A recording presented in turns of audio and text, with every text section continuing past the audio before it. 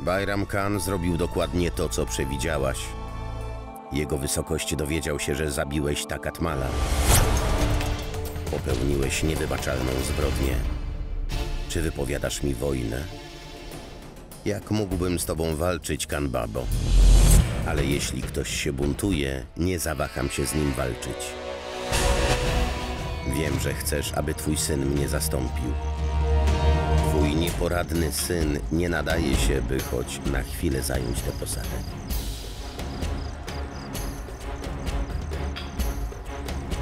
Dość, Bajram Khanie.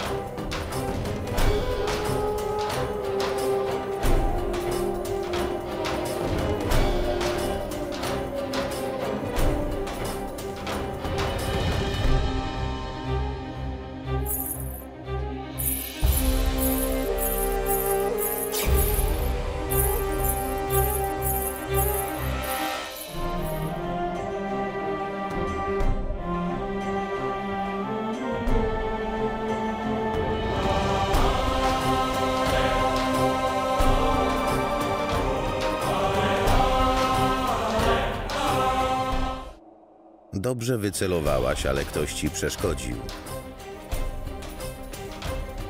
Zwierzęta uciekają przed ogniem, a ktoś rozpalił tu ognisko, by odstraszyć jelenia.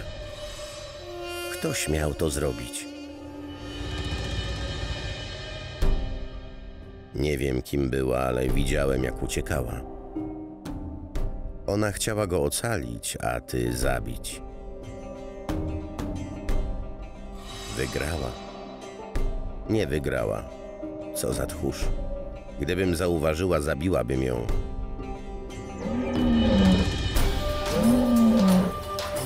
Będziemy mieli lepszą okazję do polowania.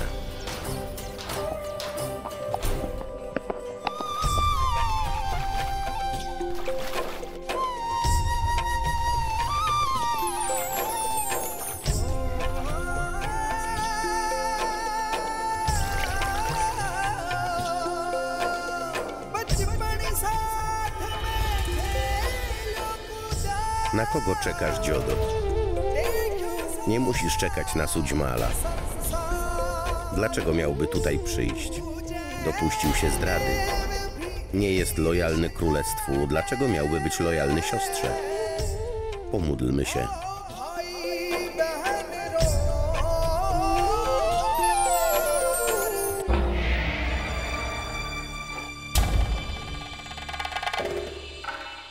Nie mają broni. To nasza szansa. Armia Amerus zabiła naszych przodków podczas wojny. Nie oszczędzimy ich dzisiaj. Otoczyć ich.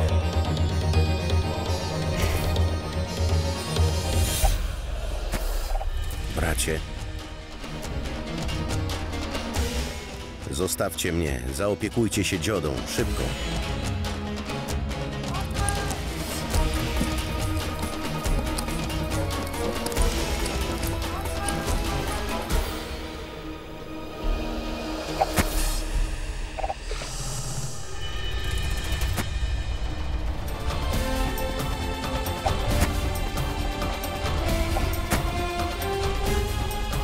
Sudźamal.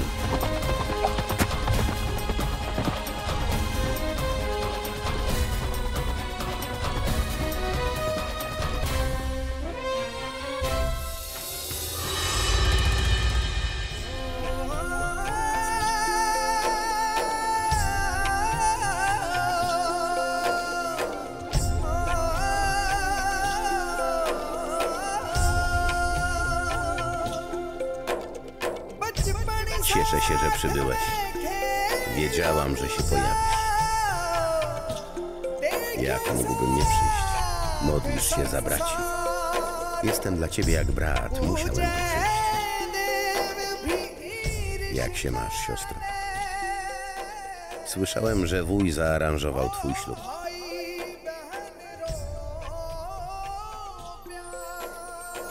Czy pamiętasz, bracie? Zawsze mówiłeś, że to ty znajdziesz mi męża.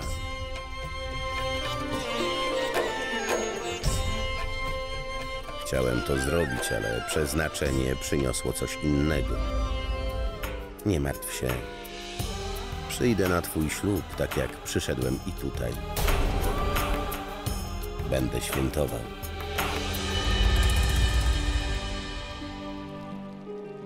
To niebezpieczne miejsce, Dziodo. Musimy iść. Nic się nam nie stanie. Kiedy brat Sudziamal jest z nami. Tak bardzo go kochasz, a on przyjechał z pustymi rękami. Co mogłoby być lepszym prezentem niż ocalenie życia jej braci? Darowanie wam życia to mój prezent dla Dziody. To życzliwość wobec niej, nie wobec nas. Nie oszczędzę cię, jeśli spotkamy się na wojnie. Na pewno stoczymy bój, a ja zawalczę o moje prawo do Ameru. Niestety, Dzioda nie będzie mogła was wtedy ochronić. Nie jesteś naszym bratem. Nie jesteśmy spokrewnieni ze zdrajcą. Zdradziliście mnie, pozbawiliście mnie moich praw. Teraz przygotujcie się do zapłaty za waszą zbrodnię. Dzioda, obiecaj mi coś. Chcę prosić cię o jedno. Co takiego, bracie? Kiedy my, bracia, będziemy ze sobą walczyć, nie wejdziesz między nas.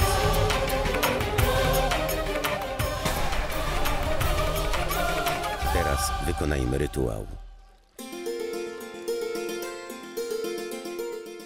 Dołączcie do nas, bracia.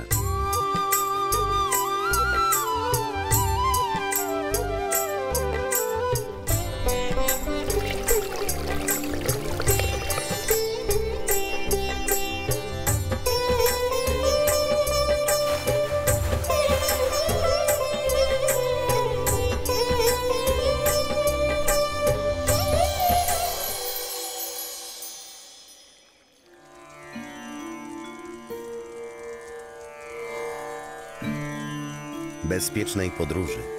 Możecie już wstać. Możecie iść na pielgrzymkę. Tylko jeśli zapłacicie podatek. Dawaj.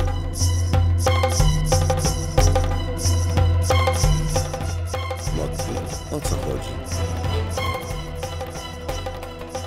Chyba zbierają podatek. W środku są inni pielgrzymi. Zbierz podatek od tych ludzi. Cała reszta za mną.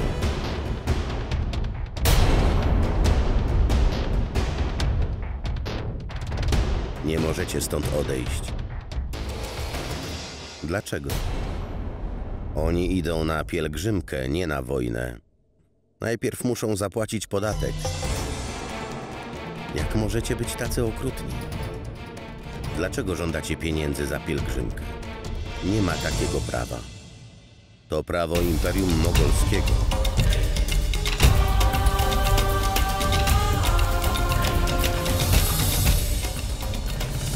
A ja jestem królową Imperium. To księżniczka Ameru, Dzioda. Może być księżniczką, ale nie jest ważniejsza od królowej.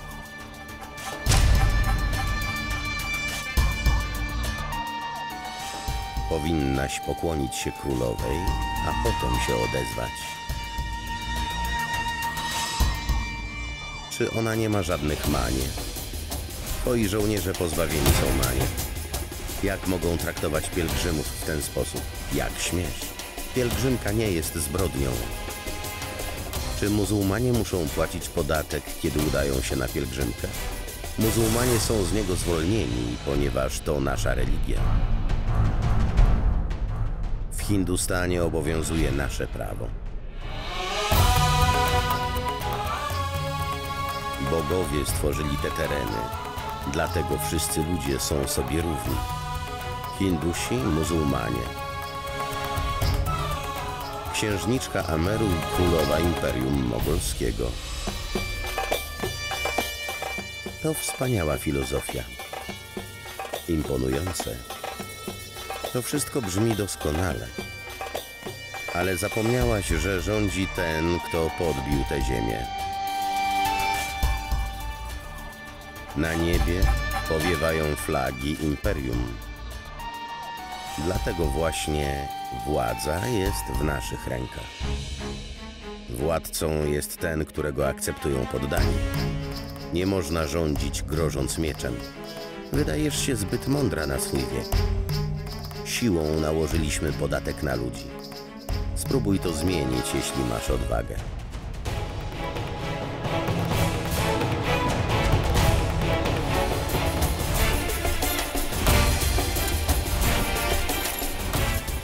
Proszę. Mam nadzieję, że to wystarczy, by zapłacić podatek każdego pielgrzyma. Jest bardzo cenny. Nie tak cenny jak wiara tych ludzi.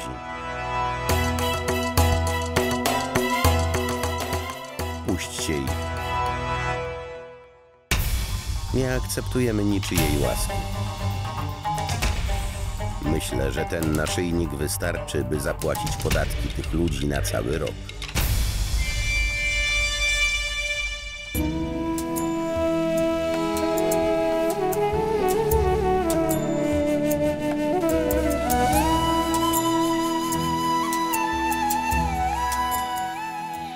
Wiadomość o rebelii Bajram Khana przeciwko Dżalalowi rozprzestrzeniła się w kraju niczym ogień. Wszyscy myśleli, że Dżalal jest jedynie marionetką w dłoniach Bajram Khana. Jak więc miałby sam stawić mu czoło? To było dla niego ogromne wyzwanie. Musiał udowodnić wszystkim, że nawet bez Bajram Khana jest dobrym władcą. Nie wiedział, jak zmierzyć się z nim w walce. Dżalal myślał nad rozwiązaniem, a wieści o buncie Bajram Khana dotarły do Radźputów. Wielu królów uznało, że sprzeczka pomiędzy nimi to dobra okazja. To wspaniała okazja. Mogę wypełnić przysięgę, którą złożyłem Dziotrze. Jestem pewien, że pozycja Dżalala osłabła przez rebelię Bajram Khana. Pokonanie go nie będzie takie trudne. Jak długo będziesz milczeć? Ze względu na Bajram Khana chcesz porzucić tron Hindustanu. On się zbuntował. Twoje imperium jest w niebezpieczeństwie. Podejmij decyzję nie jako Dżalal, ale jako cesarz.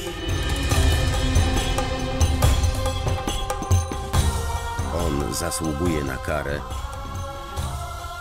która spotkałaby każdego innego buntownika.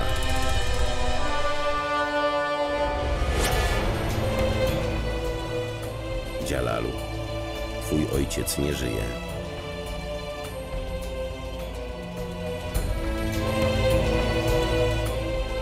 Ale nie myśl, że jesteś sam. Bajram Khan jest z tobą. Zastąpię twojego ojca. Będę twoim doradcą i mentorem. Jesteś prawowitym dziedzicem tronu Indii. Pamiętaj o jednym, Dżalalu. Cesarz nigdy nie płacze. Płaczą jedynie wrogowie.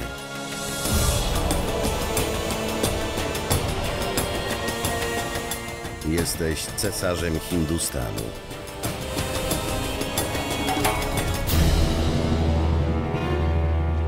Niech żyje Dżalaluddin Muhammad, cesarz dynastii Mogołów i władca Indii. Niech żyje cesarz. Niech żyje Dżalaluddin Muhammad, cesarz dynastii Mogołów i władca Indii. Niech żyje cesarz.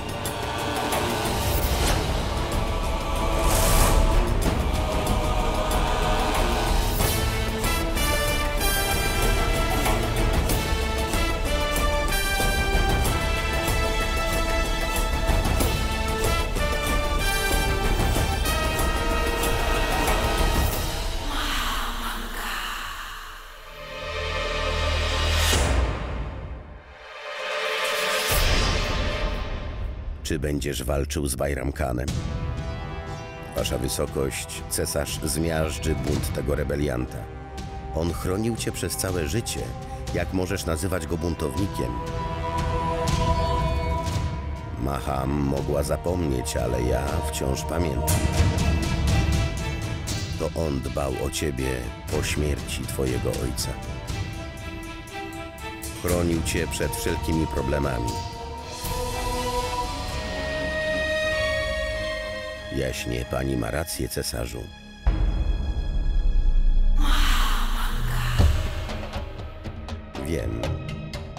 Wiem, że on zawsze chronił cesarza. Wiem również, że to dzięki niemu Dżalal został cesarzem Imperium Mogołów. Ale zrobił to tylko po to, ponieważ chciał rządzić pod pretekstem doradztwa. Bajram Khan uważa Dżalala za syna Maham. Wybacz mi, pani. Nawet ja uważam go za własnego syna. Byłam jego mamką. Ale nigdy nie próbowałam narzucać mu własnych przekonań. Nigdy nie kwestionowałam jego decyzji. Może i Bajram Khan służył władcy w przeszłości, ale robił to dla własnych korzyści. Wydaje mu się, że stał się ważniejszy niż sam cesarz. Wasza wysokość, uważam, że twoja decyzja o walce z nim jest słuszna.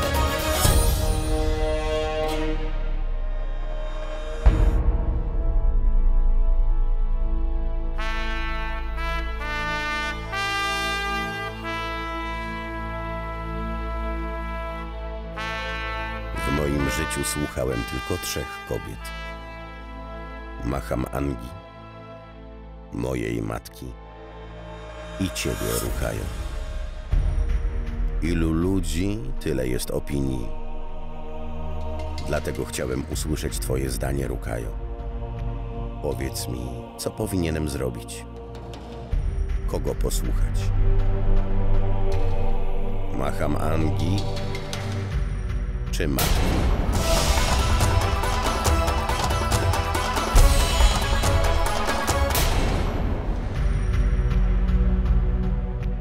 Twoja matka jest bardzo dobroduszna. Ona ma rację. Bajram Khan jest dla ciebie niczym ojciec. Ale w tej chwili musisz zdecydować o losie rebelianta, nie swojego doradcy. Uważam, że powinieneś posłuchać rady Maham Angi.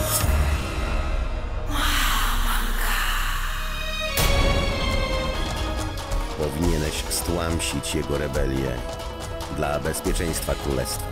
Nie przegrałeś żadnej bitwy, z odwagą stawiałeś czoła wszystkim wyzwaniom. To samo powinieneś zrobić teraz.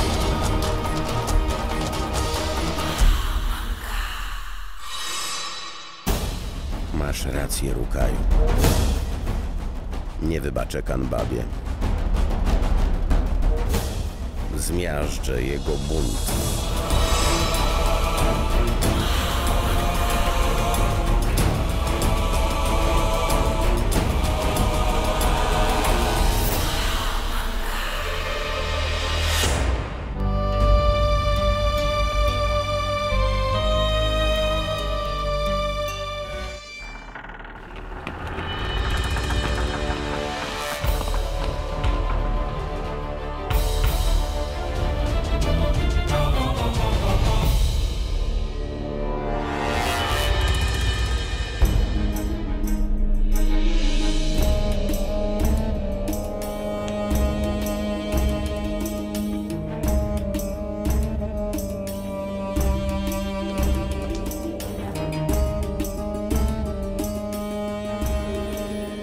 Popełniłem ogromny błąd.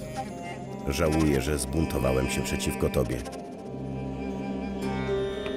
Straciłem prawo, by stać obok ciebie. Jest mi wstyd pokazywać się ludziom. Nie mam dokąd pójść, to jest mój dom. Tutaj mieszkam. Dlatego mam do ciebie prośbę. Zawsze cię chroniłem. Proszę cię, zetnij moją głowę tutaj i teraz.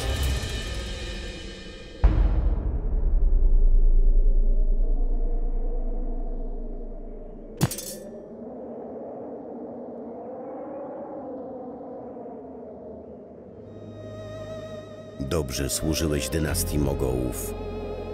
Jestem gotów ci przebaczyć. Ale nie mogę spełnić twojej prośby.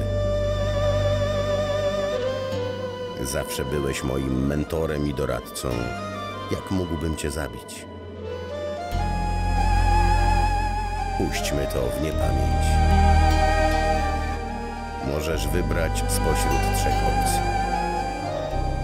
Pierwsza.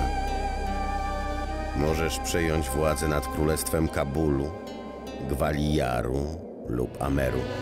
Druga. Możesz zostać tu i nadal być moim doradcą. I trzecia. Nie, Dżalalu. Nigdy nie chciałem rządzić królestwem.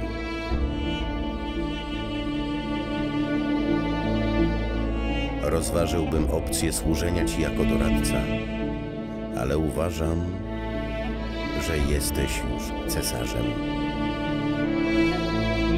Nie potrzebujesz już porad Bajram Kana. Możesz podejmować własne decyzje. Chcę tylko odpokutować moje błędy. Chcę udać się na pielgrzymkę. Nie mogę ci na to pozwolić.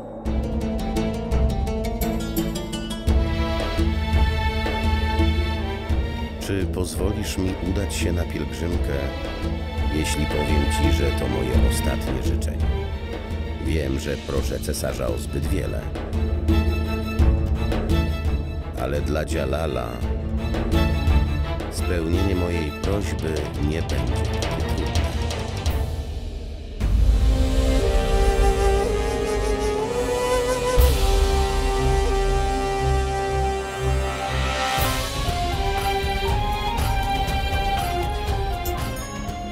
Minister Bajram Khan zrezygnował ze swojego stanowiska. Oddał swoją pieczęć i zbroję.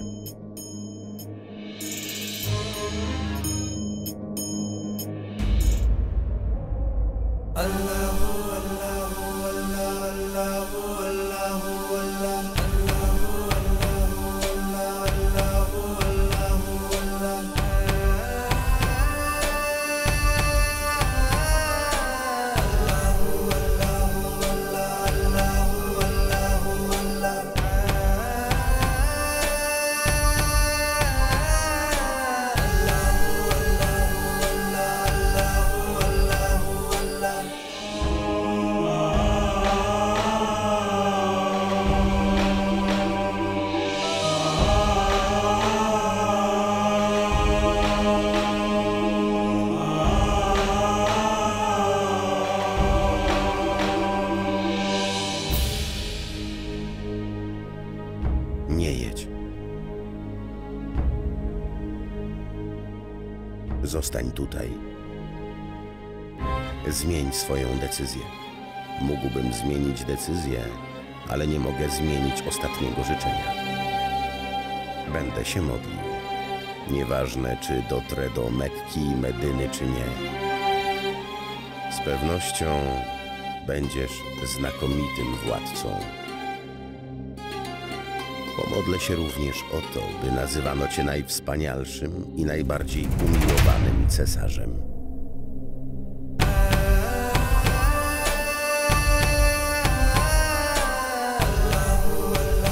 Boże, nie dbam o życie ani śmierć, ale upewnij się, że zawsze ochronisz Dżalala.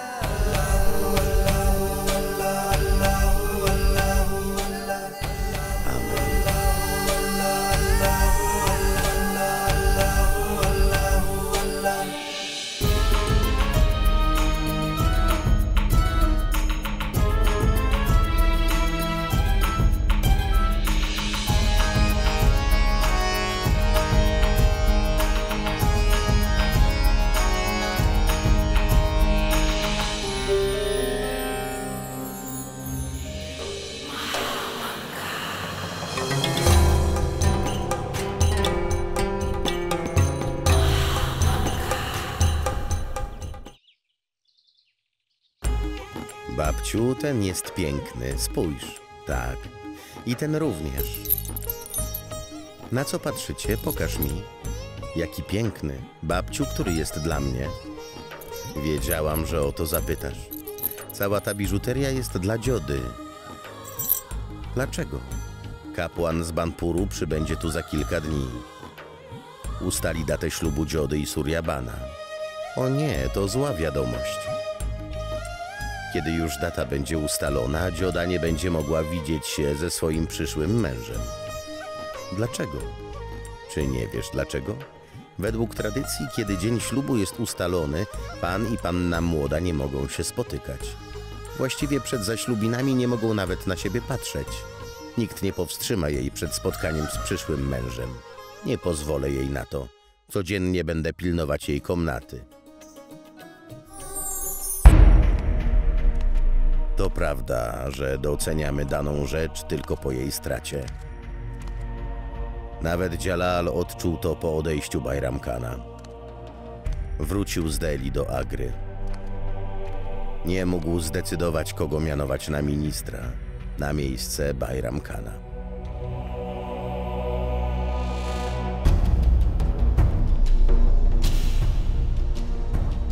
Jak najszybciej chce mianować kogoś na ministra. Potrzebuje kogoś odpowiedzialnego. Znalezienie nowego ministra było trudnym zadaniem. Mahamanga niepokoiła się jego decyzją. Chciała być członkiem Rady Cesarza. Zaczęła knuć intrygi, aby spełnić swoje pragnienia. Jeśli Jalal wybierze Shamshuddina, osłabi to moją pozycję. Nie chcę tego. A czego chcesz?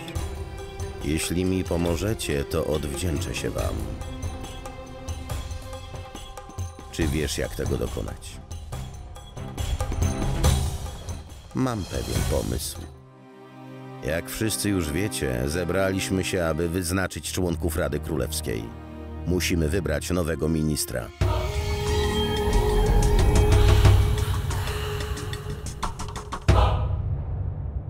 Zanim zdecyduję, chcę usłyszeć wasze opinie.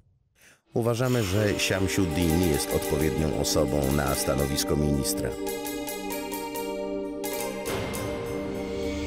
Amen.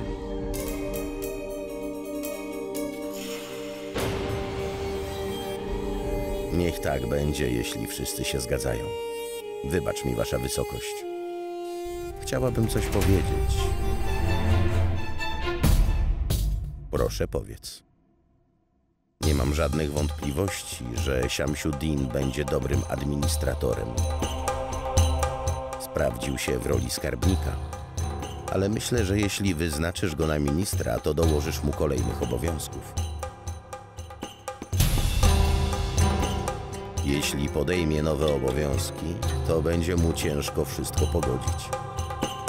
Dlatego też uważam, że powinieneś wyznaczyć kogoś innego. W ten sposób Shamshuddin może zająć się finansami, nie martwiąc się o inne sprawy. Kto według ciebie powinien zostać ministrem?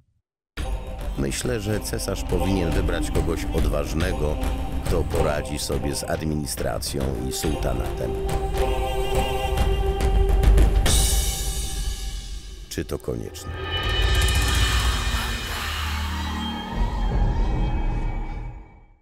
To doskonała sugestia. Doradziłaś mi tak, jak zrobiłby to Khan Baba. Uważam, że dopóki nie podejmiemy decyzji, ty możesz służyć jako minister.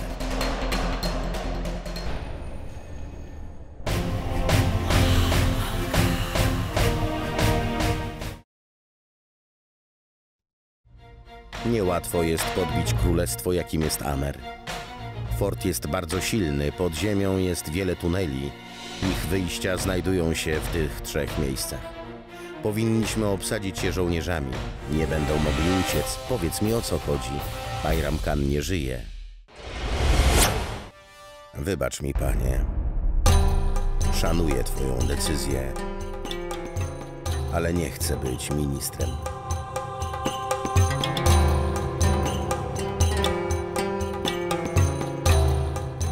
Tak jak powiedział Bahadur Khan, kobiety nie powinny angażować się w politykę. Jestem szczęśliwa służąc tobie i twojej matce. Co jeśli zmienię zdanie? Czy wtedy zostaniesz ministrem? Nie mogę się zgodzić. Nie chcę być ministrem, wasza wysokość. A czy znasz kogoś, kto może nim zostać?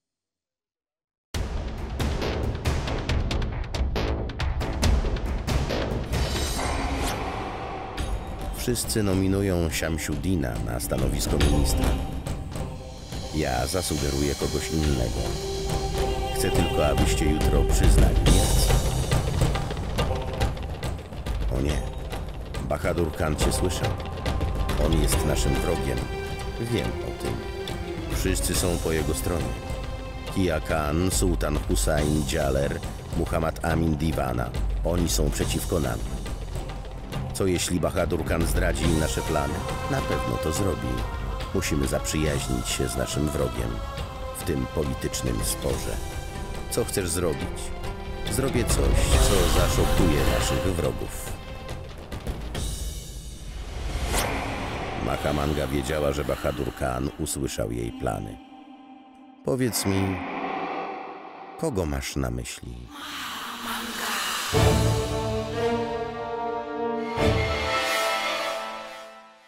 Bahadur Khana.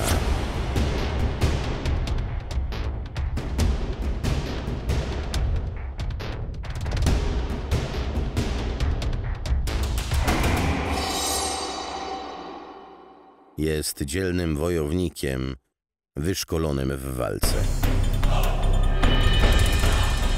Dobrze zna królestwo. Mahamanga zaskoczyła wszystkich. Nominując Bahadur Khana na ministra, pokonała swych wrogów. Wspaniale.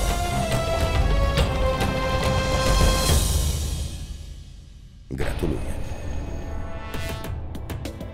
Bahadur i jego towarzysze byli pod wrażeniem. Został on wyznaczony na ministra. Był to jedynie tytuł. Realna władza pozostawała w rękach Mahamangi.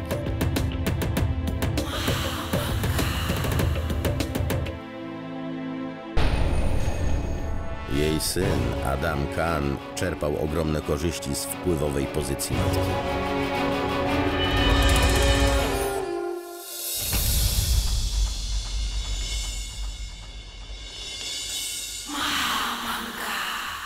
Witaj, królowo. Wezwałaś mnie. Witaj. Po wielu dniach poczułam, że chcę pograć z tobą w szachy. Poprzednim razem nie skończyłyśmy gry. Zakończmy ją. Jak zechcesz, królowo.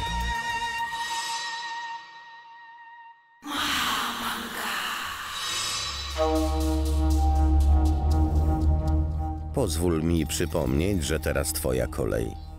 Pamiętam o tym. Jesteś w tym dobra. Wybacz mi pani, nie rozumiem. Bahadur Khan był twoim przeciwnikiem, prawda? A teraz stał się twoim pionkiem. Twoje wpływy się zwiększyły. Chcę jedynie, by powiększyła się władza imperium. Aby zwiększyć wpływy, musimy współpracować z przeciwnikami.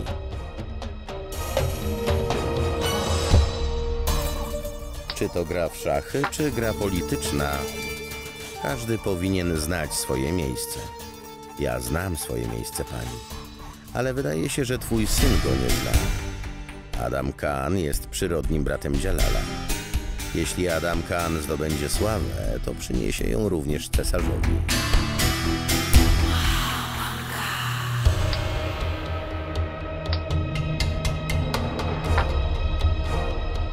Szach, królowo. Czy próbujesz pokonać królową dynastii Mogołów? To tylko gra. W rzeczywistości nigdy nie chciałabym, by ktoś cię pokonał. Jalal uważa mnie za swoją matkę. Obiecuję, że zawsze będę wierna jemu i tobie. Pójdę. Dzięki swojemu sprytowi Mahamanga zdobywała sympatię wszystkich wokół. Po odejściu Bajram Khana jej syn Adam Khan zaczął opływać w luksusy.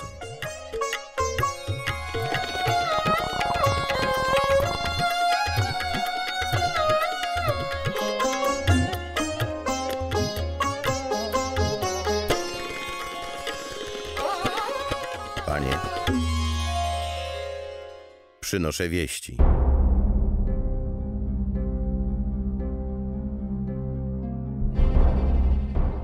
Dotyczą one Bajram Khana. Mów. Wiemy, że Bajram Khan dotarł do Gujaratu. Zatrzymał się w Patanie. Nie wiadomo, kiedy Bajram Khan może powrócić z Mekki. Jeśli wróci, to nie będziemy mogli osiągnąć celów, które sobie postawiliśmy. Mam dla ciebie zadanie. Dostarcz moją wiadomość Patan Mubarak Lohaniemu.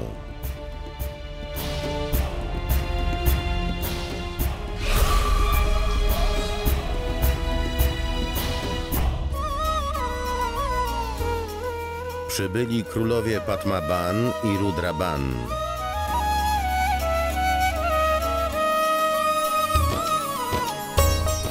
Witajcie w Amerze. Przynosimy prezent dla księżniczki Dziody.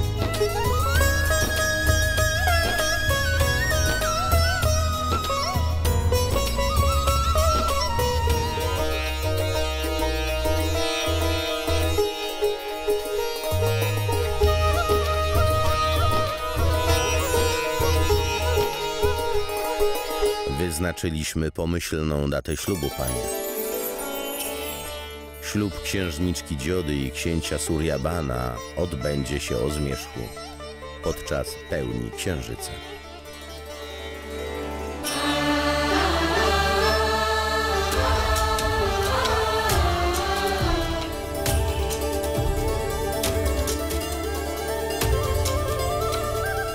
Chcę ci coś powiedzieć. Mów, Majnawati. Złożyłam obietnicę, że złożę ofiarę w świątyni bogini Kali, kiedy tylko wyznaczymy datę ślubu Dziody. Chcę, by cała rodzina wzięła w tym udział. To błogosławieństwo matki dla córki. Zgadzam się. Nie powinniśmy zwlekać. Jeszcze dziś wieczorem udamy się do świątyni. To jest Ajmer, a to jest Mewat, a pomiędzy nimi leży Amer. Jedna armia wyruszy z Ajmeru, a druga z Mewatu. Amer będzie otoczony. Musisz uważać, Sharifudinie. Niełatwo jest podbić królestwo, jakim jest Amer. Fort jest bardzo silny. Pod ziemią jest wiele tuneli. Ich wyjścia znajdują się w tych 3 miejscach. Powinniśmy obsadzić je żołnierzami. Nie będą mogli uciec. Jeśli uda nam się ich otoczyć, wygramy bez rozlewu krwi. Niesamowite. Twój umysł jest ostry, tak jak twój miecz, Sudziamalu. Musimy się pośpieszyć. Trzeba ich zaatakować jak najszybciej, by nie doszły do nich żadne słuchy. Twoje marzenie o koronacji na króla Ameru z pewnością się spełni, Sudziamalu. Przygotuj armię do wymarszu. Wyruszymy dzisiaj.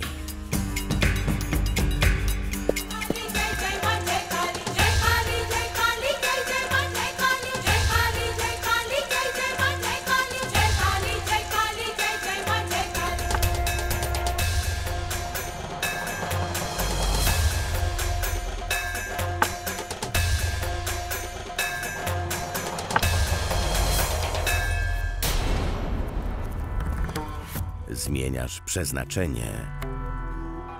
Zbliża się czas. Tak. Już je zmieniłam, Shaguni Bai. Wszystko idzie po mojej myśli.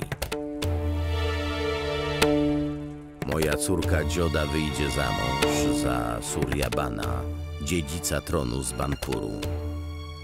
Zostanie królową. Można zmienić postępowanie, ale nie można zmienić przeznaczenia. Masz rację. Na przykład Twoja przepowiednia okazała się błędna. Przeznaczenie Dziody przywiodło ją do Suryabana. Niedługo wezmą ślub. A teraz odejdź stąd. Masz rację. Przeznaczenie Dziody zbliża ją do celu.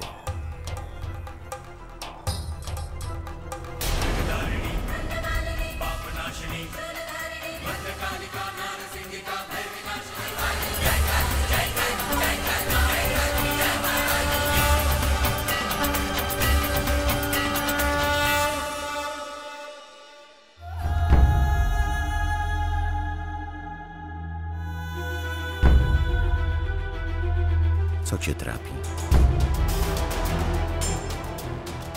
Mamo, mam złe wieści.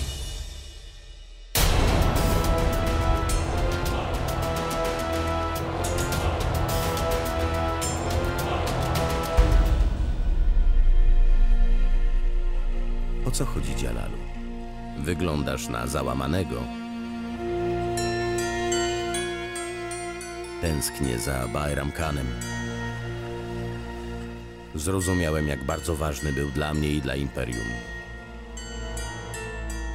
Zawsze wiedział, co robić.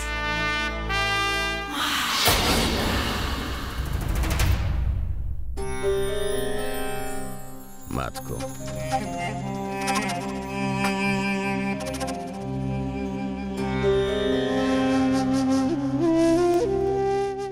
Przepraszam, że przyszłam tu o takiej porze. Masz łzy w oczach. Nigdy nie widziałem, byś płakała. Powiedz mi, co cię trapi? Jalalu, ja... Powiedz, o co chodzi? Moja cierpliwość się kończy. Powiedz.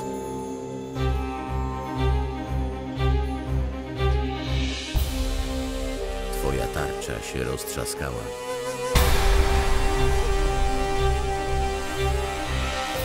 Bajram Khan nie żyje.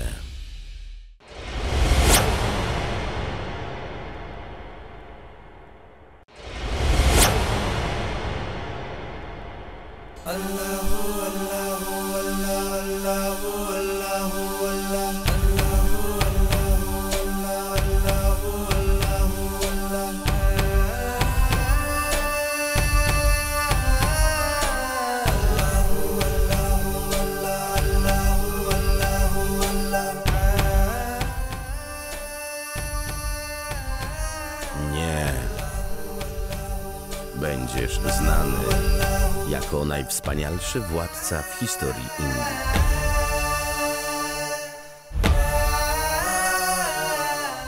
Chcę udać się na pielgrzymkę.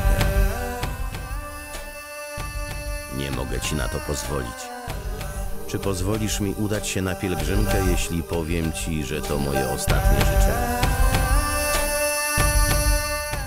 Będę się modlił. Nieważne, czy dotrę do Mekki i Medyny, czy nie. Z pewnością będziesz znakomitym władcą. Boże, nie dbam o życie ani śmierć, ale upewnij się, że zawsze ochronisz Jalala.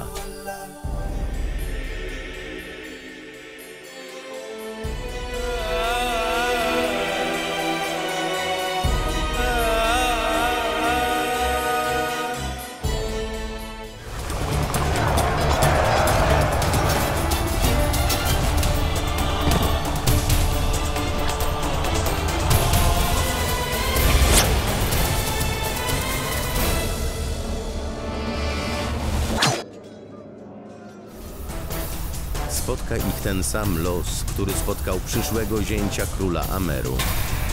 Przesyłamy ściętą głowę narzeczonego księżniczki Ameru jako prezent dla was. Wykorzystaliśmy Sujamala, by dotrzeć do celu. Podbiliśmy Amer. Sujamal zdradził nam wszystkie tajemnice. Nie jest nam już potrzebny.